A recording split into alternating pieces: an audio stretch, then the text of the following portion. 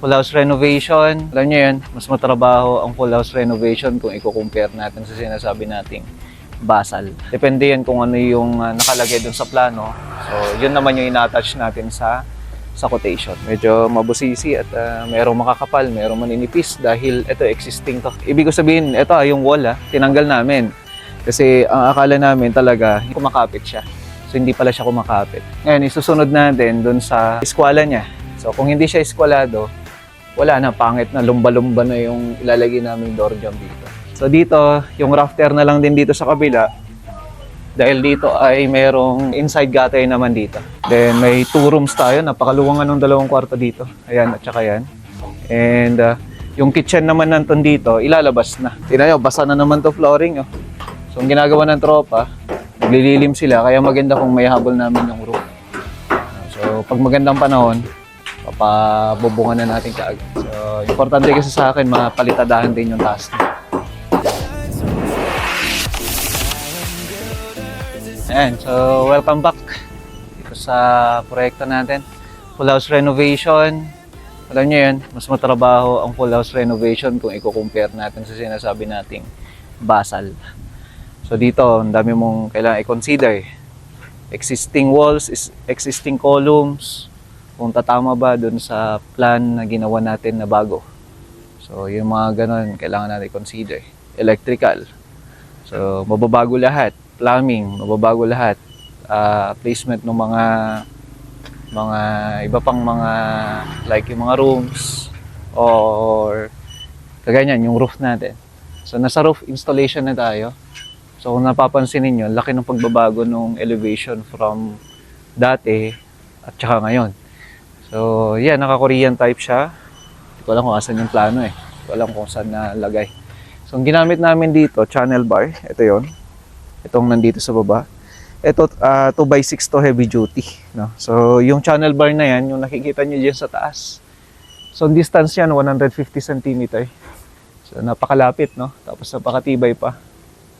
So, yan naman ay naka-include dun sa may quotation natin. So, sabi ko nga lagi sa inyo, depende yan kung ano yung nakalagay dun sa plano. So, yun naman yung ina-attach natin sa quotation. Okay? So, pansin nyo dito, talagang asin makalat muna. Pero pagkatapos lang ng roof natin, ayan, medyo makakahinga na tayo onti dito. Ayan, palitada ng mga existing columns natin.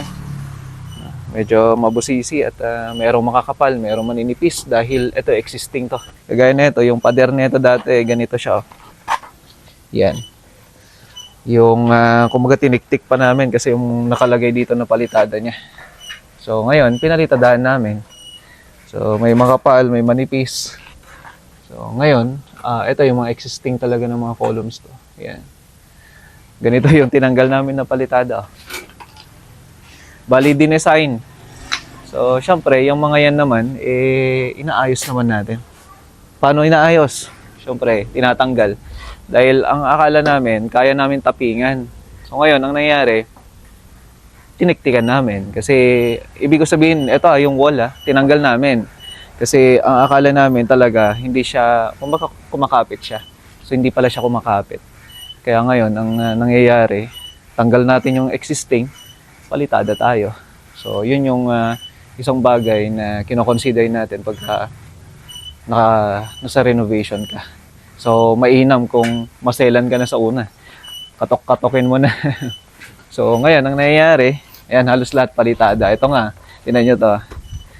Nyamanagan mo, bro? Ha? Jeffrey. Ayan, si Jeffrey, oh. From, taga-Bambang ata. Taga-Bambang mo lang. Pero, babalik siya ng Baguio. So, mga susunod na araw, magbibiyahe kami. Inabangan na lang natin siya. Yung daanan para safe kaming magbiyahe. At yung mga ibang kasama pa niya. So tingnan natin to, napakakapal. Manatay, kapal na natin. Halos 4 cm na. 4 to 5 na. Ayan, 5 cm. 45 cm. Ito, mas makapal na naman dito. Tingnan niyo. Yan o. Halos siguro maabot ng mga siguro 5 siguro yan. Oo, 5 siguro yan. No? So, ang nangyayari kasi dyan, existing siya. So, ibig sabihin, dating wall. Ngayon, isusunod natin dun sa eskwela niya. So, kung hindi siya eskwalado, wala na, pangit na, lumba-lumba na yung ilalagay naming door jamb dito. So, yun yung isang bagay na, kumbaga, komplikado talaga pagka renovation. So, ito, nilagay na rin yung partition ng wall dito. Napalitadaan na rin yan. Kumbaga, ito na lang roof.